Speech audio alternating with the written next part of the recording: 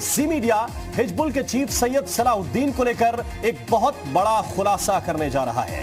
ऐसा खुलासा जिसे देखने के बाद आप जान जाएंगे कि जिहाद की फैक्ट्री में सेना की कार्रवाई से कैसे खलबली मच गई है। जी मीडिया आपके सामने एक ऐसा वीडियो लेकर आया है जिससे देखकर आप ये साफ समझ जाएंगे और इससे पता भी चलता है कि भारत में आतंक फैलाने वाले लोग अब किस तरह से डरे हुए हैं, कैसे भारतीय सेना के शौर्य से आतंकी थर-थर कांप रहे हैं। वीडियो में आतंक का आका सैयद सलाहुद्दीन नजर आ रहा है। ये वीडियो हिजबुल के कश्मीर कमांडर रियाज नायकू के खात्मे के बाद एलओसी के पार हुई आतंकी शोक सभा का है।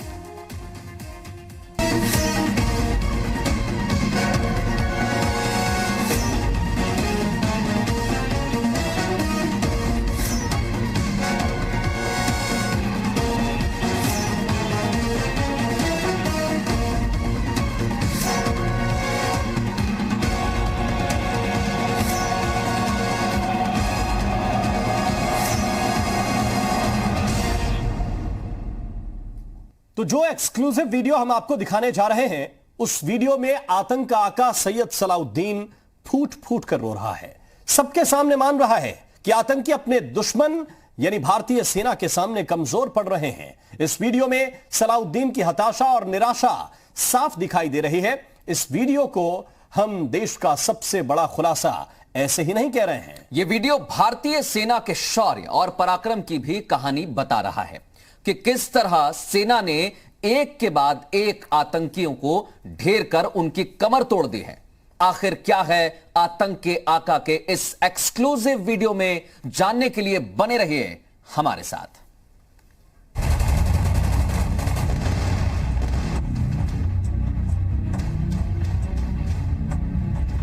भारतीय सेना के शूरवीरों के निशाने पर जो भी आया बच नहीं सका।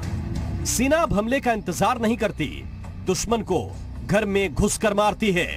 2016 की सर्जिकल स्ट्राइक से सेना ने आतंक से लड़ने का तरीका बदल दिया। सेना के इस बदले अंदाज का ताजा निशाना है कश्मीर में कई मासूमों की मौत का ये गुनहगार।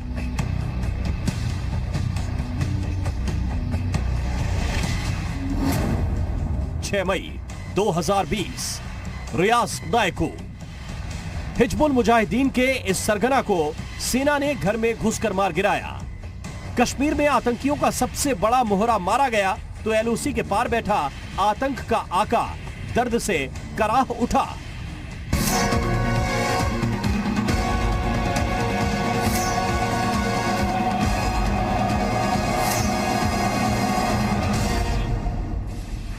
सैयद सलाहुद्दीन कश्मीर मूल के आतंकियों के सबसे बड़े गैंग हिजबुल मुजाहिदीन का सरगना है।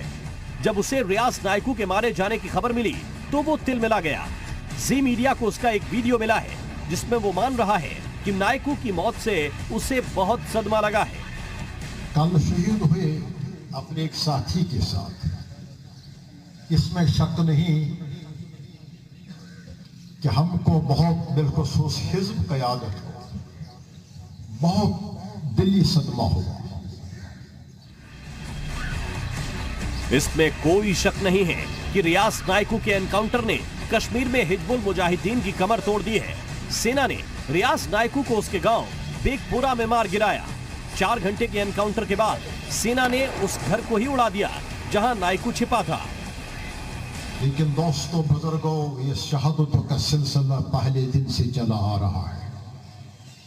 सिर्फ 1 जनवरी 2020 से आज तक 80 मुजाहिदीन इकराम जाम शहादत नोश कर चुके और सब के सब आला तालीम याफ्ता थे। जी मीडिया के पास मौजूद हिजबुल मुजाहिदीन के सरगना के इस ताजा वीडियो में सैयद सलाहुद्दीन को यह कहते हुए साफ साफ सुना जा सकता है कि कश्मीर में आतंक की कमर टूट गई है। लेकिन ग्राउंड रियलिटी यह है कि इस वक्त दुश्मन का पलड़ा भारी है। हमारी कमजोर पॉलिसी की वजह से, हमारी मुआज़रत खाना अप्रोच की वजह से, आलमी हालात के जबर में आने की वजह से इस वक्त की हमारी पॉलिसी हमारे फैसले मैदान कारजार के लिए बहुत ही तकलीफ और नुकसानदेह साबित हो रहे हैं। इस पर बगैर किसी ताखीर के नजरसानी करने की जरूरत है। आतंकी आका ने कहा है कि वो नई पॉलिसी बना रहा है। आतंक की इस पॉलिसी का भी अंत तय है। खबर है कि हिजबुल ने डॉक्टर सैफ उल्लाह मीर को घाटी में नया मुखिया बनाया है, लेकिन यह भी तय है कि सेना उसके भी खात्मे की तैयारी कर चुकी है। पुलवामा से ब्यूरो रिपोर्ट के साथ अंकित पालीवाल, जी मीडिया।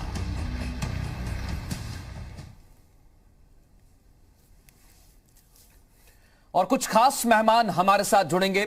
हम जानेंगे कि इस बड़ी कार्रवाई के बाद किस तरह से पीओके, जहां पाकिस्तान ने कब्जा किया हुआ है, वहां पर हालात कितने बिगड़ गए हैं, और हिजबुल मुजाहिदीन जो एक बड़ा आतंकी संगठन है, उसकी कमर कैसे टूट गई है। हमारे साथ खास मेहमान जुड़ेंगे। रिटायर्ड कर्नल वीएन थापर जो रक्षा विशेषज्ञ हैं, हमारे साथ इस चर्चा में शामिल होंगे। Wing commander retired Praful Bakshi जो रक्षा विशेषज्ञ रहेंगे।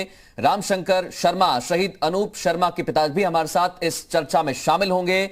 शशिकांत जी भी रहेंगे जो पूर्व डीजीपी है पंजाब के, और इस समय हमारे साथ जुड़ गए हैं रिटायर्ड ब्रिगेडियर के.एस. कहलो जो रक्षा विशेषज्ञ हैं। आप दोनों मेहमानों का बहुत स्वागत है। और सबसे पहले ब्रिगेडियर कहलो, मैं आपके पास आना चाहता हूं। सैयद सलाउद्दीन ये आतंक की दुनिया में कोई छिपा हुआ नाम नहीं है।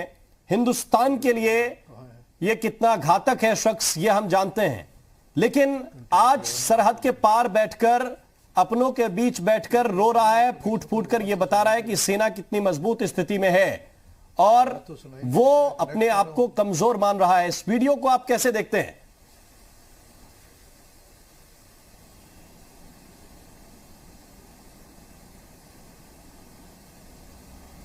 ब्रिगेडियर साहब, आवाज मिल रही है आपको?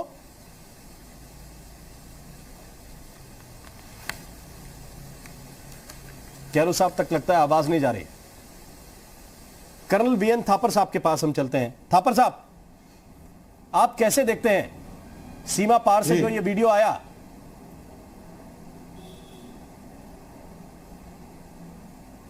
हम इसको क्या, इस सलाउद्दीन की हमें कोई सर्टिफिकेशन की जरूरत नहीं है।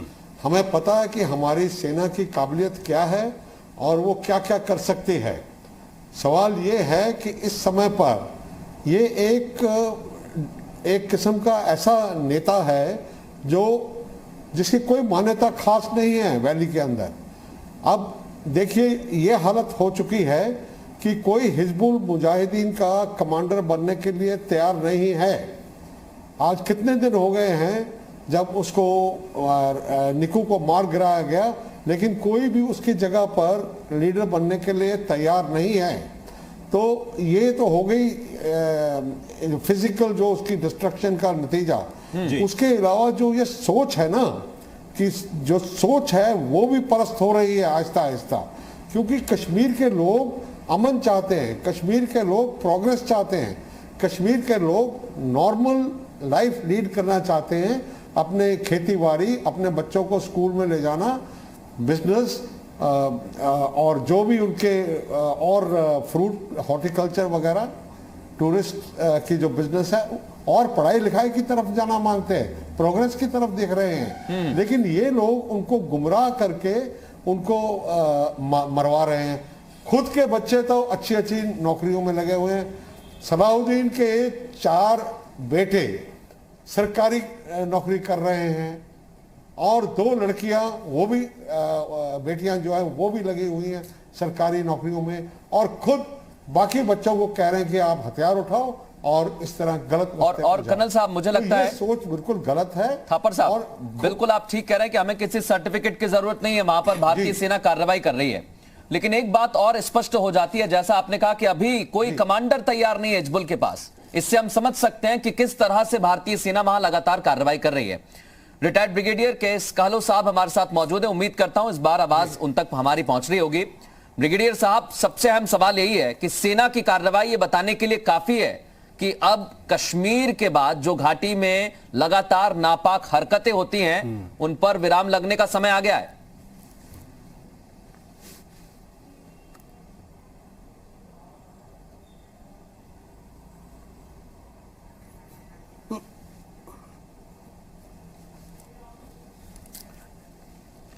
मुझे लगता है कुछ तकनीकी खराबी है, ब्रिगेडियर से हमारा संपर्क नहीं हो पा रहा है, कहलो साहब से हम लौटेंगे। थापर साहब, मैं आपसे भी यही जानना चाहूंगा, क्योंकि जो स्थिति अभी इस वक्त की हम देख रहे हैं कश्मीर में, लगातार पूरा देश और पूरा विश्व एक तरफ महामारी से जूझ रहा है, दूसरी तरफ पीओके में यह कार्रवाई होना, क्या यह बताता है कि भारतीय सेना अब बहुत ज्यादा लगातार वहां कार्रवाई कर रही है? बिल्कुल, क्योंकि हमारा ऑपरेशन चल रहा है, ऑपरेशन ऑल आउट, जिसका मेन एम है कश्मीर में आतंकवादियों की सफाई करना। बिल्कुल कोई नहीं बचेगा। इसी साल के अंदर अंदर अभी तक 80 आतंकवादी मारे गए हैं। तो आप अंदाजा लगा लीजिए कि अगले 3-4 महीने पर 250 में से जितने बचे हुए हैं वो उनका क्या अंजाम होगा। तो हम बड़े सीरियस हैं इस समस्या के साथ, जिसने कि कश्मीर को बर्बाद करके रख दिया है। कश्मीर एक इतना अच्छा एक हमारी स्टेट है, उसकी ग्रोथ ही नहीं होने दे रहे, बिल्कुल भी ग्रोथ नहीं हो रहे थे। गलत लाइन पे उनको ले जा रहे हैं कि भाई आप वहां से पाकिस्तान के तो इरादे हमेशा नापाक रहे हैं, तो वो वहां इमदाद भेज देते हैं, राइफलें भेज देते हैं, एम्युनिशन भेज देते हैं, और ये लोग गलत रास्ते पर चले जाते हैं। तो इसलिए अब जो है, जहां तक जिन्होंने बंदूक उठाई है उनको बंदूक के साथ ही खत्म करना पड़ेगा, खत्म होना पड़ेगा, बच नहीं सकते वो किसी भी हालत में। तो इसको नजरअंदाज नहीं करना चाहिए। और यही एक सलाउद्दीन तो बैठे हुए हैं, कभी वो पाकिस्तान में चले जाते हैं, अभी यूनाइटेड जिहाद काउंसिल के भी वो सरगना है।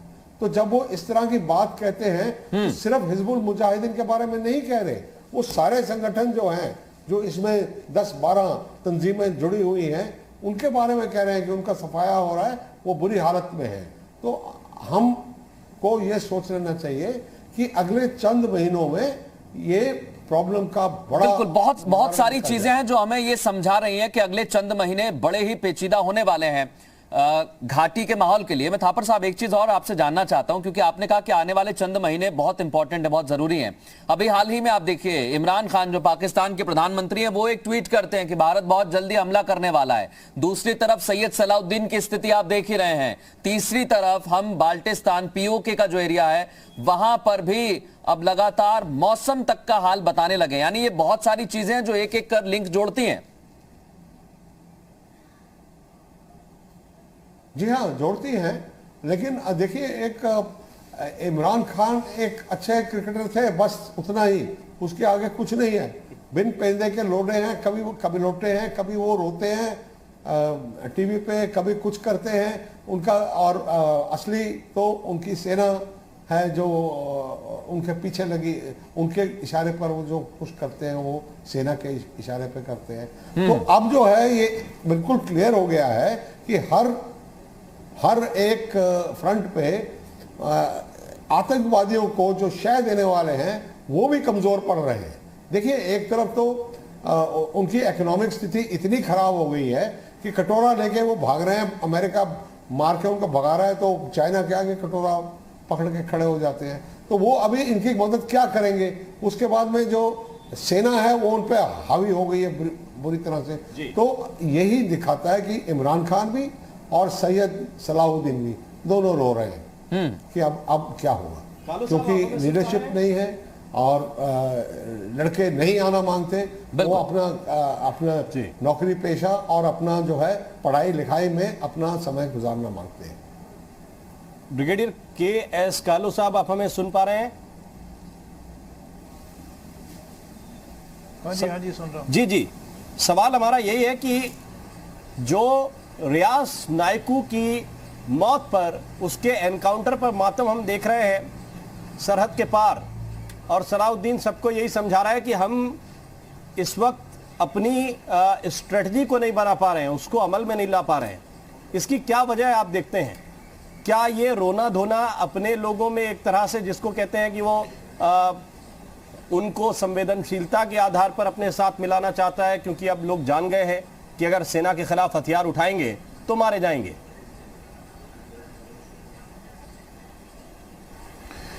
पहली बात तो यह है कि सलाउद्दीन की खुद लीडरशिप डामाडोल है इस टाइम। क्योंकि वो खुद बीमार है, उसका भाई कर रहा है, कौन कर रहा है, उसकी अगुवाई कौन कर रहा है। और इस समय जबकि आर्टिकल 370 हटा दिया गया और यूटी डिक्लेयर कर दिया गया जम्मू कश्मीर को, तो ये उम्मीद कर रहे थे पाकिस्तान के अतवादी संगठन या पाकिस्तान की सरकार भी, वो क्योंकि वो तो उनके पीछे हैं कि अभी मौसम और बदल गया है और शायद ऐसा मौका आ जाएगा जबकि संचार साधन कुछ रिस्ट्रिक्शन लिफ्ट हो जाएंगी। उन्होंने सोचा कि हम एक कार्रवाई रिज्यूम करेंगे, मगर वो फेल हो गया अपने मंसूबे के अंदर। अगर मैं बात करूं एक महीने की, पूरे एक महीने के अंदर बहुत दो बड़े मुकाबले हुए। 1 अप्रैल को शुरू हुआ कुपवाड़ा के अंदर, केरन सेक्टर के अंदर। देखिए पाकिस्तान की तरफ से 5 अतवादी वेल ट्रेन्ड, मैं उनका अगर अध्ययन करूं, वेल इक्विप्ड, उनकी ट्रेनिंग, उनकी सिखलाई, उनकी जंगी चालें जो 5 दिन चली, मैं पूरा स्टडी किया। और जो जंगी चालें, और ख़ासतौर पर उस इलाके के अंदर, केरन सेक्टर के अंदर 1968 में मैं एज ए कैप्टन उस इलाके में रहा हूँ। मेरे को मालूम है ये बर्फीली पहाड़ी कैसे, कहाँ से कैसे जाके नीचे नाले के अंदर चली जाती है, जहाँ के उस समय तो खैर ये फेंसिंग नहीं थी, मगर अभी उन्होंने कोशिश की। 5 दिन तक ऑपरेशन चला जंगलों के बीच में, इधर से उधर, पहाड़ों के ऊपर, कुपवाड़ा सेक्टर, केरन सेक्टर में। मगर हमारी फौजें, बहादुर फौजें, और ख़ास तौर पर 4 पैरा स्पेशल कमांडो, सूबेदार संजीव कुमार ते 4 हमारे बहादुर जवान शहादत का जाम पी गए। मगर उन पाकिस्तानी घुसपैठियों को आगे उनके मिशन जो था कि श्रीनगर घाटी में पहुंचकर मेल मिलाप करना, किससे मेल मिलाप करना, कि उनका कमांडर इन चीफ यही कमांडर नायकू जो भी मारा गया है उसके साथ लिंक करना था। इसलिए 1 महीने के बाद वो मारे गए। ऐसा सख्त ऑपरेशन, ऐसा सख्त ऑपरेशन में हमारे भी शहीद हुए, जरूर बहुत बड़ी कीमत अदा करनी पड़ी देश को, फौज को, मगर उनके मंसूबे खत्म हो गए। दूसरी बात, ये ऑपरेशन जो चला, ठीक है, हमारे इससे पहले कर्नल संजीव कुमार और अनुज मेजर तो बाकी 3 जवान शहीद हो गए उस ऑपरेशन में, मगर वो दूसरे अतवादी को पकड़ने के लिए, अतवादी फिर घेराबंदी थी, इसके पीछे चल रहा था। पिछले 5-7 सालों से ये डॉज मारता आ रहा है, ये कभी पुलिस की कस्टडी से निकल गया और फिर ये अभी पीछे कुछ महीने के अंदर इसने जो फ्रूट के व्यापारी हैं उनका कत्लेआम किया। इसने बाकी जो पुलिस कर्मचारी हैं उनके भाई बंधुओं को हिरासत में लेकर अगवा करके उनको इनका कत्लेआम किया। अभी वो मारा गया। ये बहुत बड़ी कामयाबी अपनी फौज की थी और मैं समझता हूं, और पैरा कमांडो जिन्होंने इतना बड़ा अभी एकदम थोड़े दिन के बाद ही ये प्रदर्शन किया और बहुत अच्छा किया, जहां के अपने घर में था उस घर को ही उड़ा दिया। मैं समझता हूं ये जंगी चाल में तब्दीली आई है, बहुत अच्छी बात है। इसलिए एक रिपोर्ट जरा दर्शकों को दिखा दो, फिर आता हूं मैं कैलो साहब आपके पास लौट के। असल में 2 दशक से ज्यादा वक्त से कश्मीर में दहशत की साजिशें रचने वाले सैयद सलाउद्दीन के मंसूबे पस्त होने की वजह क्या है? वो वजह यह है कि आतंक के आखिरी पोस्टर बॉय रियाज नायकू का सेना ने खात्मा कर दिया। और ये बहुत इंपॉर्टेंट हो जाता है, जरूरी हो जाता है, क्योंकि रियाज नायकू, वही रियाज नायकू जो कश्मीर वादी में बुरहान वानी के बाद तेजी से दहशत का सबसे खौफनाक चेहरा बनकर उभर रहा था, लेकिन सुरक्षा बलों ने उसे अंजाम तक पहुंचा दिया है।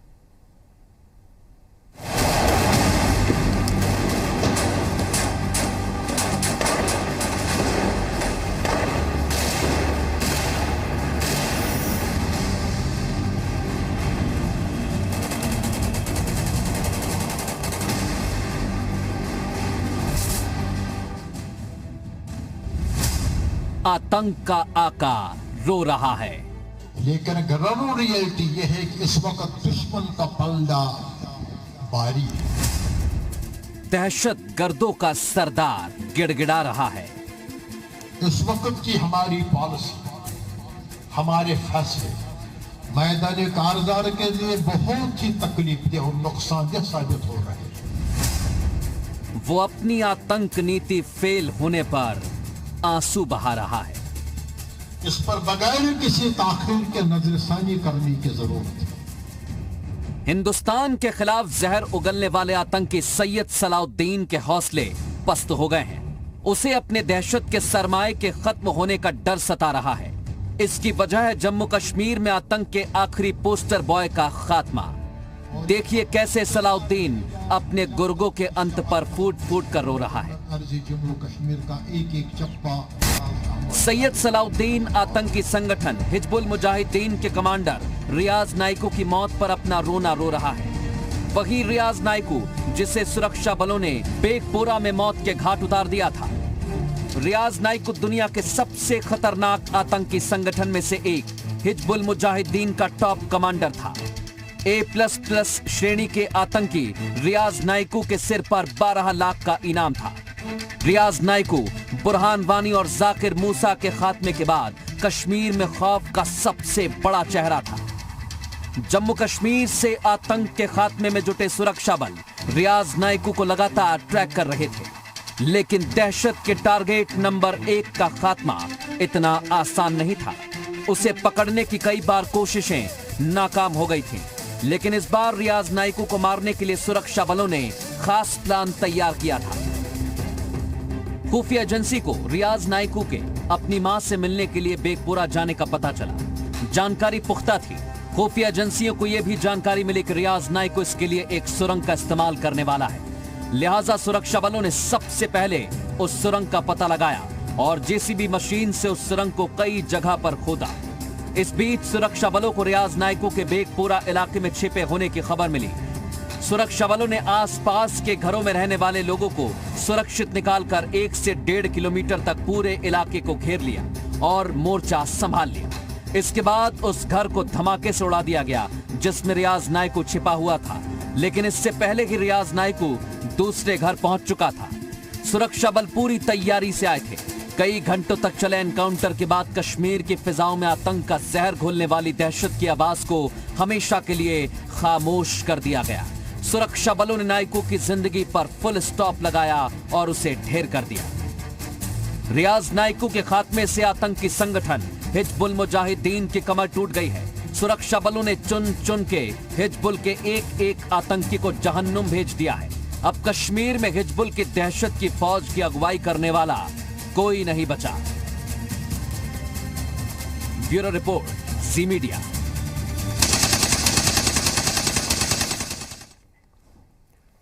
हम लगातार इसी पे चर्चा भी कर रहे हैं क्योंकि रियाज नाइकू के मारे जाने के बाद, रियाज नाइकू का जो एनकाउंटर सेना के वीर जवानों ने किया, उसके बाद कैसा सीमा के पार माहौल है, यह तो समझ में आता है कि बड़ा झटका है। लेकिन जब सबूत के तौर पर सलाउद्दीन लोगों को समझाता हुआ, खुद परेशान होता हुआ, यह कहता हुआ कि बड़ा सदमा लगा है, यह कहता हुआ कि भारतीय सेना बहुत मजबूत है, हम बहुत कमजोर हो रहे हैं, तब समझ में आता है कि अब आतंक के रास्ते पर चलने वाले धीरे धीरे कम हो रहे हैं और उनके हौसले पस्त हो रहे हैं।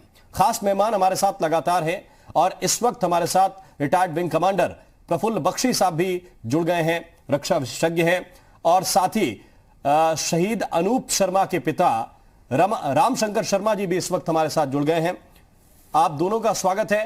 पहले मैं विंग कमांडर बख्शी आपके पास आना चाहता हूं। सलाउद्दीन का यह वीडियो, यह हताशा क्या बताती है? देखिए, सलाउद्दीन का जो वीडियो है ये जरूर दिखा रहा है कि इस समय भारतीय जो सेना है जिस तरीके से एक के बाद एक उनका सफाया कर रही है, उनके ऊपर प्रेशर जरूर पड़ेगा, ये मैं मानता हूं।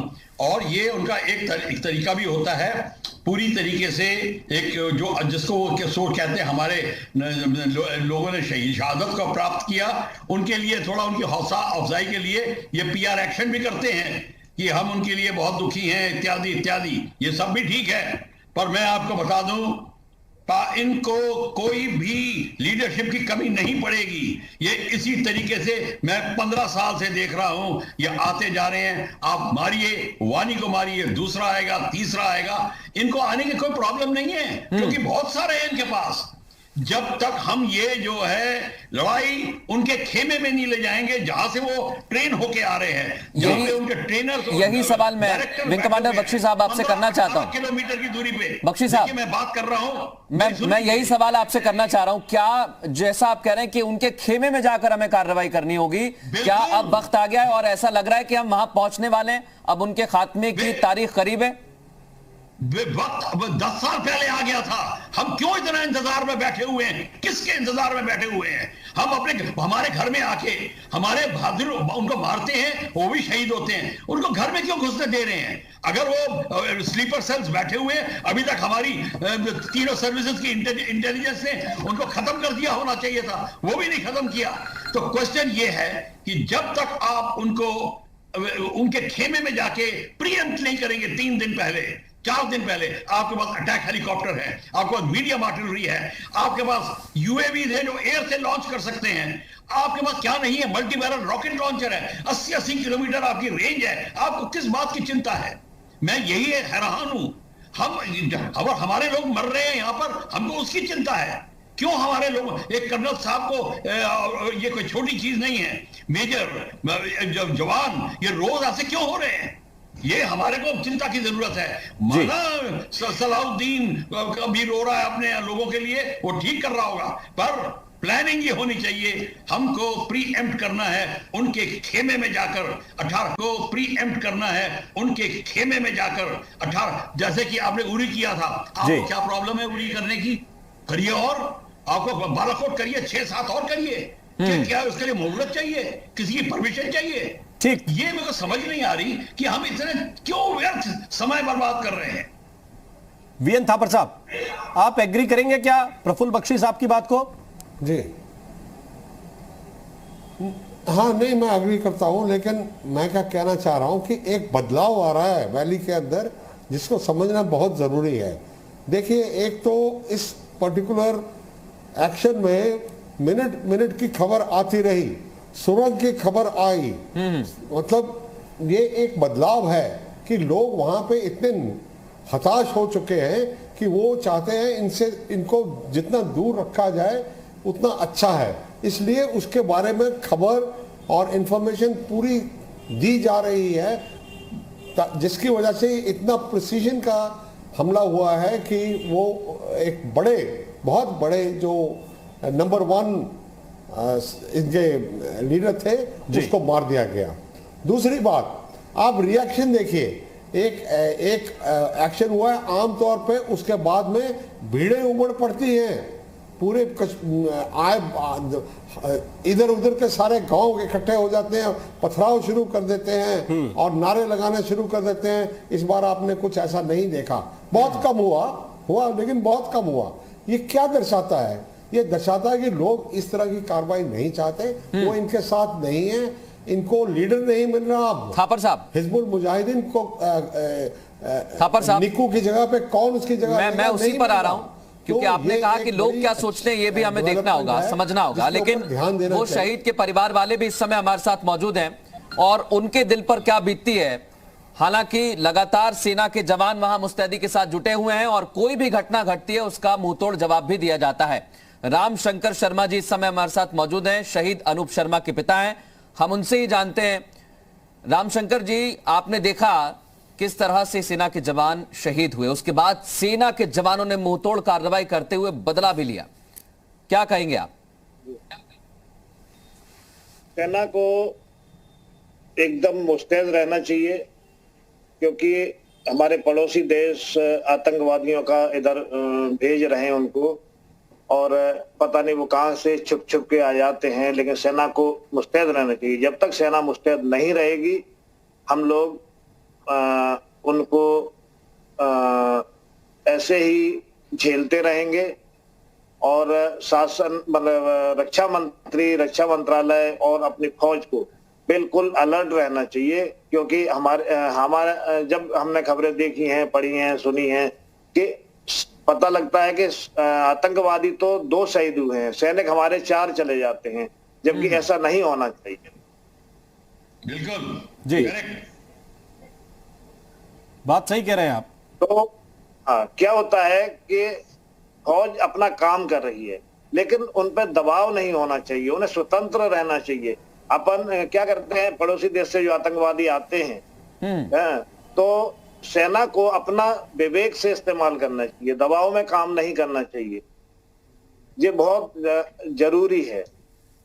और जब सेना स्वतंत्र नहीं होगी तो हम आतंकवादियों को कवर करने में नाकाम ही साबित हो सकते। जी बिल्कुल, आप ठीक कह रहे हैं। ब्रिगेडियर साहब, मैं आपके पास आ रहा हूं। कैलो साहब, ये बख्शी साहब इस पे कुछ ऐड ऑन करना चाहते हैं, पहले उनकी बात सुन लेता हूं, फिर आता हूं ब्रिगेडियर साहब आपके पास। बख्शी साहब बोलिए। मैं बिल्कुल सहमत हूं कर्नल थापर से, और शर्मा साहब जो बोल रहे हैं बिल्कुल ठीक बोल रहे हैं।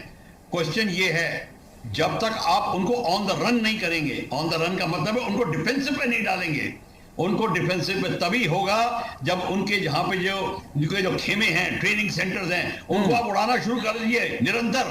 फिर देखिए आपका यहाँ सारे के सारे शांत हो जाएंगे, इनको क्यों तक नहीं करेंगे, और इनको प्रॉब्लम तब आएगी क्योंकि ये अब स्ट्रॉन्ग हो रहे हैं। और इसीलिए और स्लीपर सेल्स एक्टिव हो रहे हैं।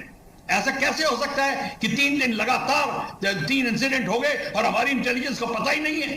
देखिए, झूठ हम अपने आप से नहीं बोल सकते, शुतुरमुर्ग की पॉलिसी ठीक नहीं है। जब गड़बड़ है तो है और उसको एग्री करिए।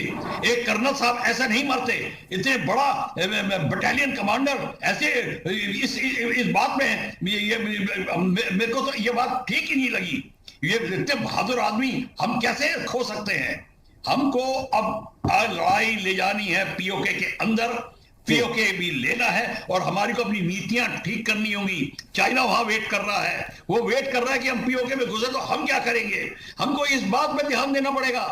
और क्या गेम है सबका, ये एक छोटी सी चीज नहीं है कि एक आतंकवादी को मारा तो दूसरा आ गया, तो दूसरे को मारा तो तीसरा आ गया। ये तो होता ही रहेगा। कितने साल हो गए। जी के.एस. कैलो साहब, वैली की सिचुएशंस आपने नजदीक से देखी हैं, आपने ये भी जिक्र किया कि 60s में वहां पे आप बतौर कैप्टन भी तैनात रहे और इसके आगे भी आपने वहां पे सेवाएं दी हैं। तो जो वैली की सिचुएशन है, परिस्थिति है, और उसमें ये संभव है क्या? क्योंकि ये जो बीएन थापर साहब जिक्र कर रहे थे कि अगर एक शख्स का एनकाउंटर होता है तो सैकड़ों लोगों की भीड़ वहां जुट जाती है। इस बार हालांकि उतनी भीड़ नहीं जुटी और उसको कंट्रोल पहले से किया गया, लेकिन सिचुएशंस को देखते हुए ये कैसे मुमकिन है, ये जरा हमें समझाइए।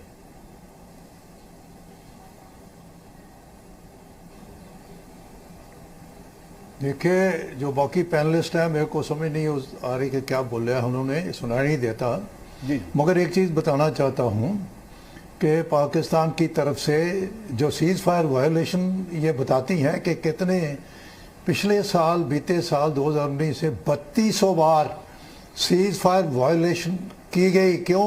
आतंकवादी भेजना चाहते थे, कामयाबी नहीं मिली, बहुत कम, वो तो थोड़ी बहुत ही तो लूप होल रह ही जाती हैं। इसके बाद इस साल के अंदर 4 महीने के अंदर 2020 दफ़ा तो हो चुकी हैं वायलेशंस। तो अभी एक बात तो है उधर से घुसपैठिए भेजने का, दूसरी बात है जो इधर हमारे पास स्थानीय हैं उसके अंदर उनके साथ लिंक भेजना। ये जो नाइकू था ये भी तो स्थानीय है, एक टीचर था, ड्राइंग मास्टर, और उसके बाद इसको मोटिवेट किया जैसे भी हो। मोटिवेशन तो सलाउद्दीन ने की ना, उसी ने बुरहान वानी के बाद इसको कमांडर बनाया। तो लोकल मैं बात करना चाहता हूं कि लोकल सपोर्ट के बगैर ये जो घुसपैठिए आ भी अगर जाती हैं पेट्रोलिंग इफेक्टिव करने के बाद, तो फिर भी वो तभी अंदर आ जाते हैं और 5-5 दिन तक रह जाना। लोकल सपोर्ट, स्थानीय सहायता होती है, इसमें कोई शक नहीं है कि अभी क्या थी, पथरावबाजी बहुत होती थी, अभी कम हुई है क्योंकि सारे नेता तो अंदर हैं। जो बाहर भी आए हैं वो भी सोच रहे हैं उनको योगदान पाना चाहिए, वो अभी पूरे तो बाहर नहीं आए। ब्रिगेडियर साहब, जो भी आए हैं उनका भी एक चीज और आपसे जानना चाहता हूं करते थे उनको। ब्रिगेडियर साहब, क्योंकि यहाँ पर लगातार जिक्र हो रहा है, थापर साहब ने भी जिक्र किया, मैं एक चीज जानना चाहता हूं। चीन और पाकिस्तान का जो इकोनॉमिक कॉरिडोर है वो गिलगित बाल्टिस्तान से होते हुए जाता है, तो क्या हमें लगता है कि अब वक्त आ गया कि हमें इस एरिया को भी सिक्योर करना चाहिए? क्योंकि चीन और पाकिस्तान की कोशिश रहती है कि यहां पर बहुत ज्यादा गड़बड़ी की जाए, नुकसान पहुंचाया जाए, ताकि सीधा नुकसान भारत को। बहुत बढ़िया सवाल किया आपने। जो हथियार पकड़े गए हैं, AK-47 ग्रेनेड, सारे के सारे हथियार चीन के दिए आए हैं, सप्लाई किए गए हैं। जहां तक economic corridor, one road one belt का वो गिलगिट बल्तिस्तान जो हमारा इलाका है उधर से निकलती है, और पाकिस्तान ने जो अपना इन्वेस्ट किया है वो जो कर्जा भी लिया वापस करने की स्थिति में नहीं है।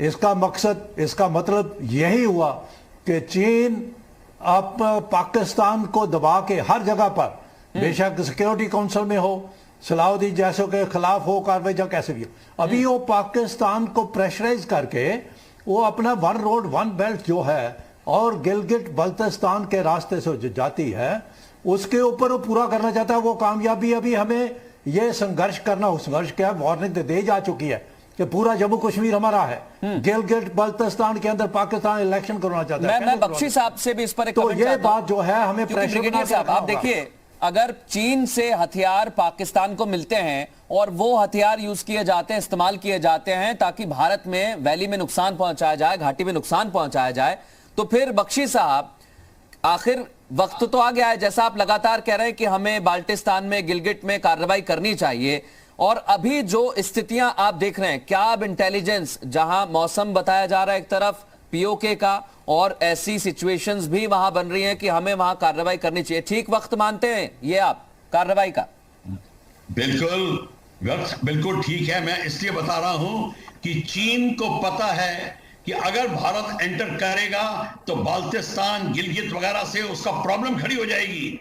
तो चीन, जैसे अभी ब्रिगेडियर साहब बता रहे थे, चीन ने आरओपी, उनका वो जो वन रोड वन बॉर्डर वाले और CPEC कॉरिडोर जो बनाए हुए हैं उनको सलामत रखने के लिए यहाँ कंट्रोल रखेगा। पर पाकिस्तान को अब पता चल गया है कि वो डेट अपना पूरा नहीं कर सकता, और एक और प्लान बना रहा है पाकिस्तान, वो शायद इस एरिया को लीज दे दे चीन को 99 साल के लिए, कि ताकि आप इसको संभालो और मेरा डेट को माफ करिए। क्या पाकिस्तान का ये भी एक प्लान बन रहा है, और अगर ये हो गया और चीन पाकिस्तान के साथ रहा तो हमारे लिए बहुत डिफिकल्टी आएगी। इस समय गेम डिफिकल्ट है, पर हमको ये लड़ाई लड़नी ही है। जितना हम अवॉइड करेंगे और डिप्लोमेसी में भागने की कोशिश करेंगे, यानी कि शुतुरमुर्ग पॉलिसी बनाएंगे, उतना हमारे लिए लेट होगा। अगर इस समय हमको दिखाना है कि, और चाइना नहीं हमसे लड़ना चाहता, चाइना भी सोच रहा है बिना लड़े काम चल जाए, और चाइना ने तो यह भी शुरू कर दिया है कि भारत को कहते हैं कि तुम हमारे साथ में CPEC में आ जाओ, OBORO में आ जाओ, ताकि हम दोनों इकट्ठे प्रॉफिट करें। तो ये भी एक गेम चाइना का है। तो ये सारे के सारे जो हैं डिप्लोमेसी चल रही है। भारत को देखना है बेस्ट सोल्यूशन क्या है, और बेस्ट सोल्यूशन ये है, पहले तो अपना मिलिट्री स्टैंड दिखाएं और हम POK को लेने की बात करें। बाल्टिस्तान और गिलगित सबसे पहले होगा। सबसे इंपॉर्टेंट स्ट्रेटेजिक एरिया इस एरिया में है, जो अमेरिका कंट्रोल करना चाहता था एक बार, वो यही है। बिल्कुल यही है। थापर साहब, ये थापर साहब हैं क्या हमारे साथ? ठीक, यस। कर्नल थापर साहब, ये जो स्ट्रेटजी की बात कर रहे हैं brigadier wing commander Praful Bakshi, ये स्ट्रेटजी जाहिर है कि जो हमारे टॉप कमांडर्स हैं इस वक्त सेना के, वो भी चीज़ों को देख रहे होंगे, और जाहिर है कि एग्जीक्यूट करने के लिए उन्हें एक परमिशन की ज़रूरत होती है।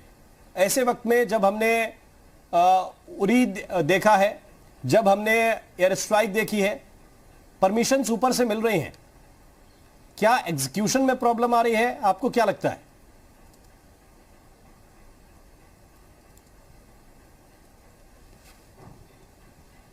कर्नल थापर, आपको आवाज मिल रही है?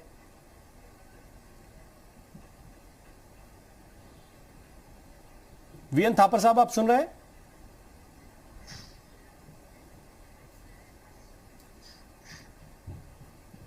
हमारे साथ इस वक्त शहीद अश्विनी यादव के भाई भी जुड़ गए हैं राम, और एक छोटा सा हम उनसे भी कमेंट ले लेते हैं, क्योंकि जिस वक्त ये पूरी घटना सामने आई उसके बाद पूरा देश शहीदों के आगे नतमस्तक था। जी, हमारे साथ जुड़े हुए हैं अमन यादव हैं। अमन यादव जी, क्या कहेंगे आप? जो सेना लगातार कार्रवाई कर रही है, और अब तो हिजबुल के कमांडर जो कि वैली में लगातार सक्रिय था, उसे भी मार गिराया है। क्या बोले सर, थोड़ा फिर से बोल दीजिए, आवाज नहीं आई क्लियर। अमन जी, सेना के जवानों ने कार्रवाई की और लगातार जो जवान वहां पर शहीद हुए थे उसके बाद कार्रवाई भी की गई है, क्या कहेंगे आप? ये अच्छा हुआ है। सुन पा रहे हैं हम आपको, कहिए आप अपनी बात। अच्छा हुआ है, मार गिराए लोग तो वहां। जी जी, आप लोगों की क्या ख्वाहिश है, क्योंकि हमने अश्विनी की पत्नी को भी सुना शहादत के बाद, वो चाह रही थी कि बदला ले भारतीय सेना, भारत की सरकार। आप लोग क्या चाहते हैं? हम लोग चाहते हैं कि मार गिराए और आतंकवादियों को मार के कमर तोड़ दें। जी, लगातार ऐसी कार्रवाई होनी चाहिए, ये शहीद के परिवार वाले भी जानते। थापर साहब हमारे साथ जुड़ गए होंगे। थापर साहब, आप इत्तेफाक रखते हैं इस बात का, जैसा ब्रिगेडियर साहब कह रहे हैं और बख्शी साहब ने भी कहा कि अब वक्त आ गया है, हमें अपने जो कदम है वो अब आगे बढ़ा देने चाहिए पीओके की तरफ, और अगर ये वक्त बहुत ही सही माना जाता है तो किस हिसाब से हमें आगे कार्रवाई करनी चाहिए, किस हिसाब से भारतीय सेना को प्लान बनाना चाहिए, क्या प्लान होना चाहिए?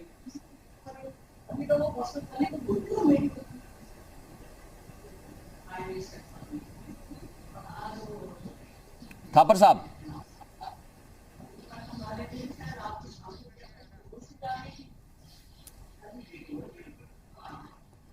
लगता है आवाज नहीं मिल पा रही कर्नल थापर को, उनके पास हम चलेंगे। लेकिन उससे पहले ब्रिगेडियर साहब, अगर आप हमें सुन पा रहे हो, स्ट्रेटजी का जिक्र हो रहा है। आप लोग भी जब तैनात थे या अभी भी जो कर्नल और ब्रिगेडियर वैली में तैनात हैं, वो भी जाहिर है कि एग्जीक्यूशन के माहिर लोग हैं, लेकिन समस्या कहां पे आती है, प्रॉब्लम कहां पे आती है? क्यों हम इतने जिसको कहिए कि अटैकिंग तरीके से, जिसको कहे हम कहते हैं कि attack is the best defence, तो उस पॉलिसी पे क्यों नहीं चल पाते हैं? अभी फिलहाल देख रहे हैं कि परिवर्तन एक है वैली के अंदर, लेकिन फिर भी जो उम्मीद कर रहे हैं प्रफुल्ल बख्शी, वैसा नहीं दिखता।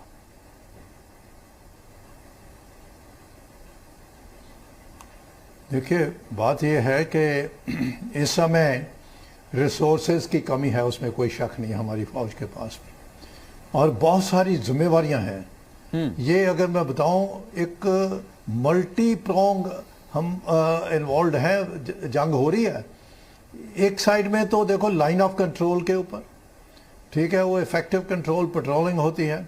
दूसरा, प्रॉक्सी वार अंदर हो रही है, और इसके साथ साथ ये कोरोना कहर जो है, इसकी जिम्मेवारी उधर फौज को है। फौज को क्या है, एक एक सेक्टर कमांडर को उस इलाके के अंदर अगर कोई ऐसी घटना वापरती है, अगर इवैक्यूएशन ऑफ कैजुअल्टीज की जरूरत पड़ती है, हेलीकॉप्टर भेजे जाते हैं सिविलियन के लिए, उनको अस्पतालों में पहुंचाया जाता है, पूरी मदद करती है। ये हमारी ट्रेनिंग के अंदर है, इसमें कोई शक नहीं है।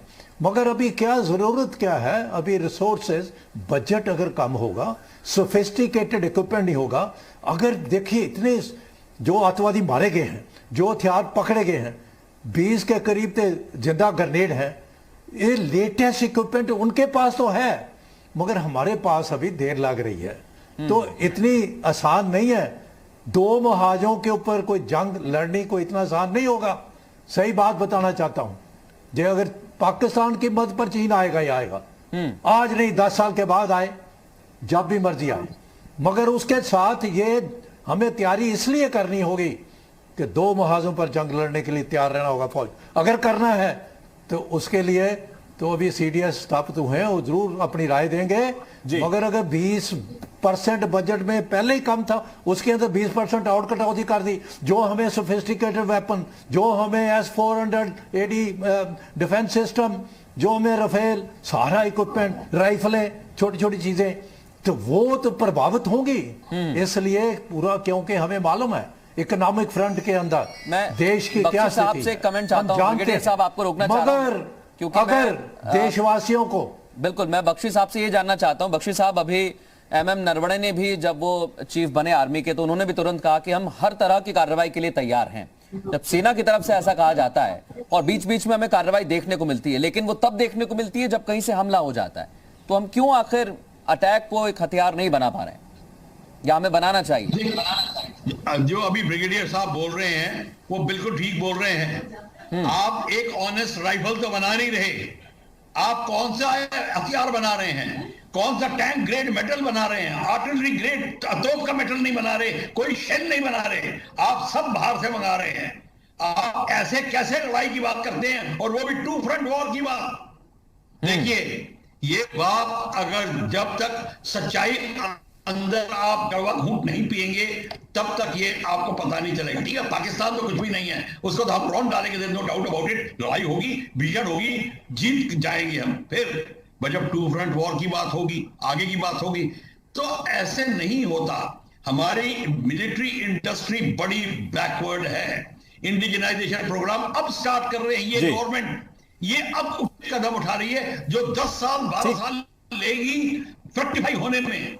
ये अब स्टार्ट हुआ है। अभी तो जैसे ब्रिगेडियर साहब बोल रहे हैं, अभी रफायल वगैरह ये सारा आने वाला है। 3 तो आपने तोपे ली हैं, वो M700 वगैरह, वो ये तो ये हथियारों की बात ठीक।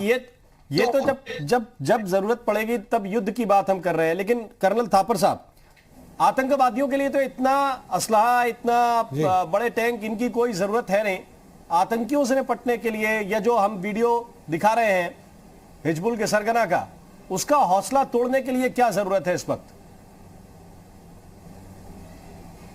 नहीं, इस वक्त देखिए बहुत मिलिट्री ऑपरेशन में बहुत प्रोग्रेस किया है। जैसे कि मैंने पहले बोला है, इस साल के अंदर अंदर 80 आतंकवादी मार गिराए गए हैं। टोटल उनकी स्ट्रेंथ 200-250 है। तो आप खुद अंदाजा लगा लीजिए कि सेना किस रफ्तार के साथ ये काम कर रही है। बिल्कुल। और ये अगले 2-3 महीने के अंदर ये करना चाहिए। 2-3 महीने के अंदर थोड़ा समय है, इसलिए कर्नल साहब आपको रोकना चाह रहा हूं। और चर्चा लगातार बहुत जिस तरह से कार्रवाई की जा रही है सेना की तरफ से, उसके बाद बहुत इंपॉर्टेंट हो जाती है, जरूरी हो जाती है। आप सभी का बहुत शुक्रिया इस खास चर्चा में शामिल होने के लिए। वक्त की कमी है, लेकिन सवाल सबसे बड़ा यही है राम कि लगातार जो कार्रवाई हुई है और सेना ने जिस तरीके से रियाज नाइको को मारा, उसके बाद ये बता दिया है कि सेना अब आगे कदम बढ़ाने के लिए तैयार है। का हौसला टूट रहा है। खास पेशकश में बस इतना ही।